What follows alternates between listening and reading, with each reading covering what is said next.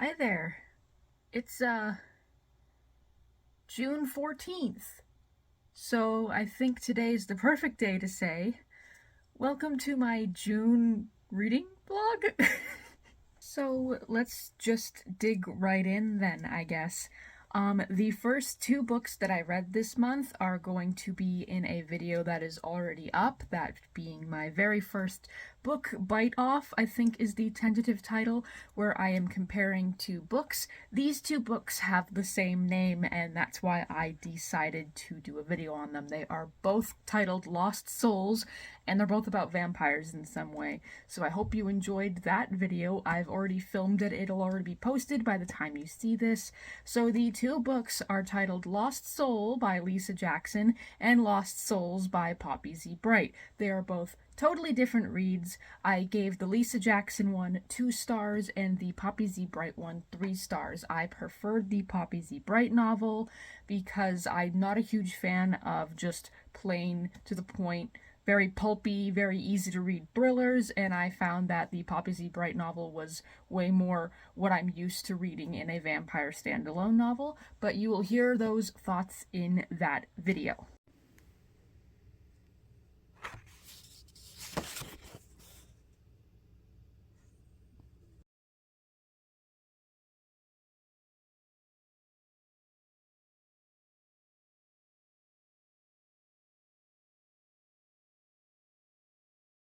I no longer have copies to show you. I got the Poppy Z. Brite off of the library. It's an ebook, and I borrowed the other book from my mom's coworker, and that has been returned already, so no more copy.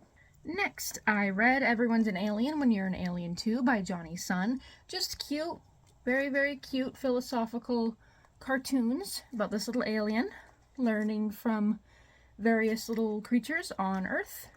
Very sweet stuff, very cute.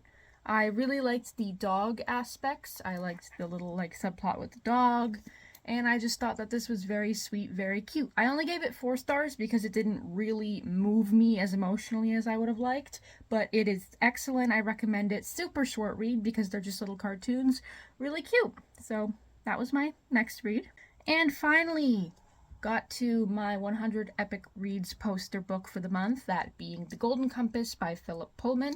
I am halfway through the book, and I definitely read this at the wrong time. This is more of a young adult novel, but it's a young adult novel without a lot of whimsy in it.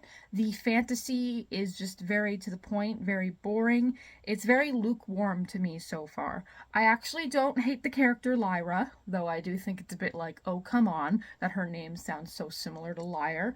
She's allowed to be a bad person. She's like, what, 12, 13? She's allowed to be a dumb kid because that, stupidity and bad decisions and rudeness gets her into all of her scenarios. I'm not going to get mad at her for that. Plus, it's the first novel in a trilogy. I'm sure she grows in the series, but I'm not going to continue past the first one because this is incredibly boring. I don't understand why there's a magic system, why they have demons, why those demons can change into various different animals. I don't know, I don't care, and the plot is just very boring to me. So, makes sense why I didn't read this when I was younger, but reading it now, I'm not really gaining much from it. So I'll finish it, and you'll know my thoughts in that vlog as well. So for the next book I plan to read, I've already got another book from the library, and that is The Furies by Kate Lowe, or Katie Lowe. It's teenage girls at a college, so that's why I picked it up. I'm interested in college and academic novels with characters. People have given it kind of mid reviews, so we'll see. Like I said, it's a library book. If I don't like it, it goes back. So... And the reason I haven't filmed is because my partner has been down since the 7th, and I don't know if I'll be filming too much after this because I am starting to work a little bit more because one of my coworkers is going on holiday, so I have to cover for her. So that's a lot of shifts coming in, so I don't know if I'll be here too much chatting with you, but you'll hear my reading updates, as slim as they are. Hopefully I get more chances to read this month. But so far, 4 books, not too bad. And finally, I wanted to show you a new special friend that I got at the thrift store I had this as a child. I could put my picture here if you want to see, little me with my special buddy.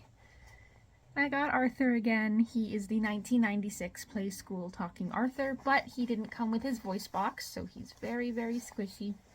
But that's okay. He's meant to be a display piece and a piece of my childhood that I've been able to get back. So he used to talk and say really cute phrases when you squeezed him, but now he's just silent Arthur. But he was one of my favorite stuffed animals as a kid, so I'm glad to have him back. Glad to have him and my Dill talking doll as well. So that's it for now. Look forward to updates soon. I got it! The latest Crash CD? Better! I got the student internship, the one at Your Thing magazine.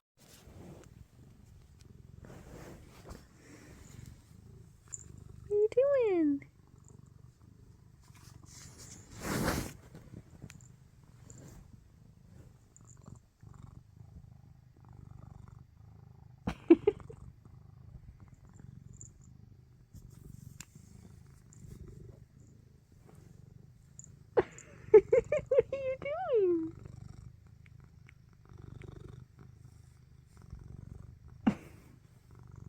What?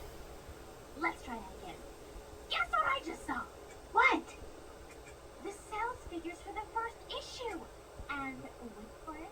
We outsold Your Thing! Really? That's amazing! We'll have to work extra hard to make the second issue just as great.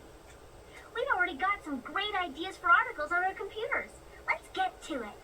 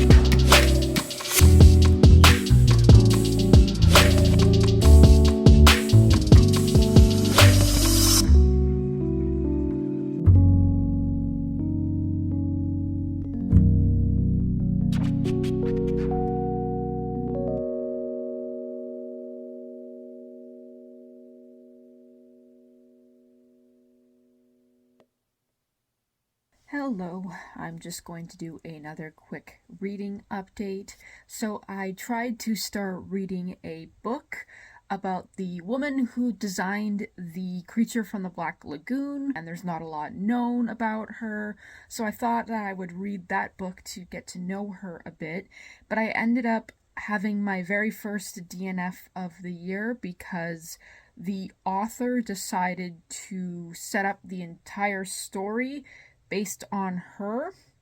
I don't know why she would decide to do that, because she made such a big deal about finding the woman who designed the creature from the Black Lagoon and figuring out her life based on very minimal information. But she's framed the entire book around herself and her own sexism within the film community within Hollywood, which is in itself fine, but framing it under yourself and talking about yourself constantly when you're trying to write a biography on a woman who's never had anything revealed about her, that's a little bit narcissistic in my eyes, and it's definitely not what I wanted to read about. I wanted to read about the woman who designed the creature from the Black Lagoon. I believe her stage name, her professional name, was Millicent Patrick, and instead I was getting this author's life story and her own sexism and just stuff I was entirely not interested in. Like, why would I want to read about you, right?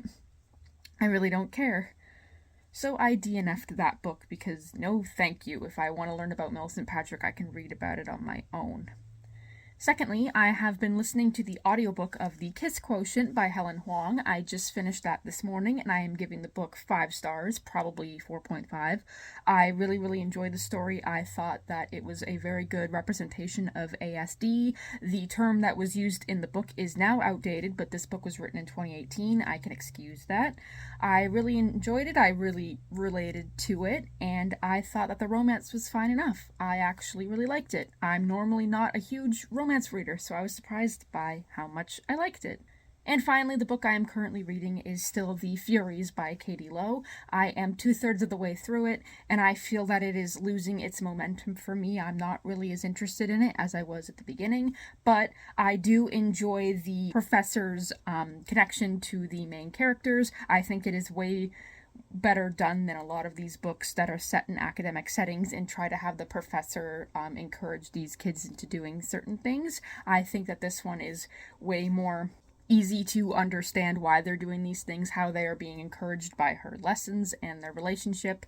And I think so far I'm reaching the climax of them doing these acts to certain people, and I hope that the story gets way more exciting at the end. So that's my update so far. I will likely see you at the wrap-up where I talk about everything that I've read this month.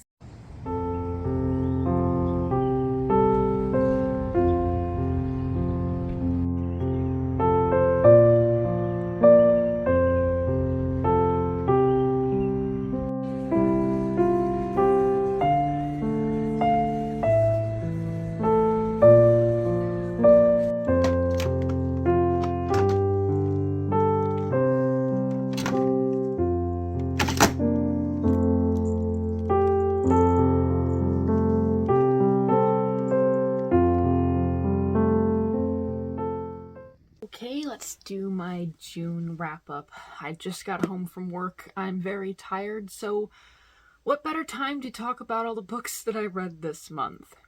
So this month I read 7 books as usual, and let's just go through them. So at the beginning of the month, I read 2 novels titled Lost Souls, one by Lisa Jackson and one by Poppy Z. Brite. I gave those books 2 and 3 stars respectively.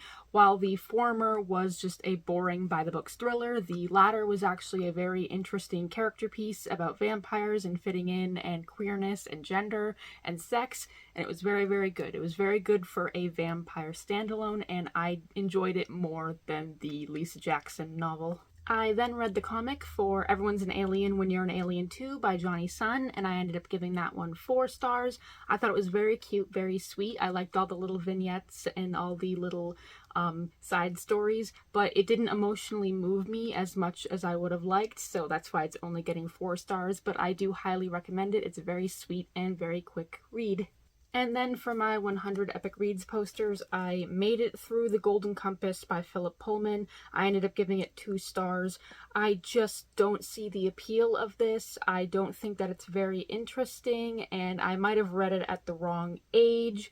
I just felt that it was pretty boring. Not a lot of excitement going on, nothing that really captured me, and I didn't really care about any of the characters. So of course I'm not going to be moving forward with the series. I just had to read the one off of the poster, and I will be moving on with my life. Next, I read The Furies by Lowe, and I am giving this book 4 stars. From when I last updated you, I said there wasn't really anything exciting going on and that the climax better have a lot of action. Yes, it did. I think it delivered very, very well, and I think that it did a very good job capturing what this group of girls could do with these powers that they've sort of manifested for themselves. The only problem I had with the novel was they described constantly how good of friends they all were, but you didn't really see any of those moments. That's always the thing in books. You have to talk about how great a friend group is, but when you don't show it, it doesn't really, resonate with the reader. So I think just a bit more moments where they're actually happy would have done better for the book. But I think this is a very good YA academic novel. I thought they were in college. They're in like a boarding school. They're in between high school and college age. So, what can you do? I then listened to the audiobook of The Kiss Quotient by Helen Hoang, and I'm giving that one 4.5 stars. I thought that it was a great representation of ASD aside from the outdated term, and I think that it was very, very good as a romance. Of course, some of the spicier scenes, the smut scenes, they were a little bit cringe, but I was listening to it instead of reading it. I'm sure it came across as more embarrassing said out loud. I thought that it was very good, and I enjoyed it for the most part. I don't think I will continue in the series. I know that the series follows more characters from the novels, but I think I am just one and done with this one. But I really enjoyed it. And finally, I finished my month off with this Morganville Vampires duology. It has the first 2 books in the series by Rachel Caine. It has Glass Houses and The Dead Girls Dance, and I am giving this omnibus 2 stars. First of all, why put a 16-year-old girl in college? Stop. Please, can someone just make a college-aged vampire story? Please, please, please, please, please. It'd make a bunch of problems so much easier. Like, no more high school. I'm sick of it. I know this was written a really long time ago, but seriously, enough high school vampire stories. It's fucking weird. This book just does too much too quickly, and I couldn't connect with any of the characters. It does have a trope in it that I really enjoy, that being a ghost character. I'm not going to say who, but I always really enjoy that trope, and I think that it was pretty effective in this story. I found the second book a little bit easier to go through because you're familiar with everything going on, but it's one of those cases where the second book starts immediately right after the first, so it just felt like one huge book that I was reading. If this was 2 separate books and I would have had to wait for the second one, I would have given up because, ugh. Anyway, I couldn't really connect to anything going on. I thought everything was a bit too aggressive. Like, the catalyst for the story is these girls bullying the main character, and they beat her physically. I know girl bullies suck. I've been there. I've never been beaten physically by another girl. Girls bully each other in worse ways, in more harmful ways, and they don't just punch each other. That was really shocking to read, 2 girls punching each other. And there's a lot of sexism in here, a little bit of homophobia, a little bit of transphobia in here, good old-fashioned old YA books. Not really bringing it. And I don't know if I can bring myself to try any more YA vampire novels unless there's like a really good one recommended to me. I think I'm finally done with this age group, with this genre. I tried. And that's it. That's my month of June all done. Thank you so much for watching. Don't forget to like, comment, and subscribe, and I will see you all next time. Bye.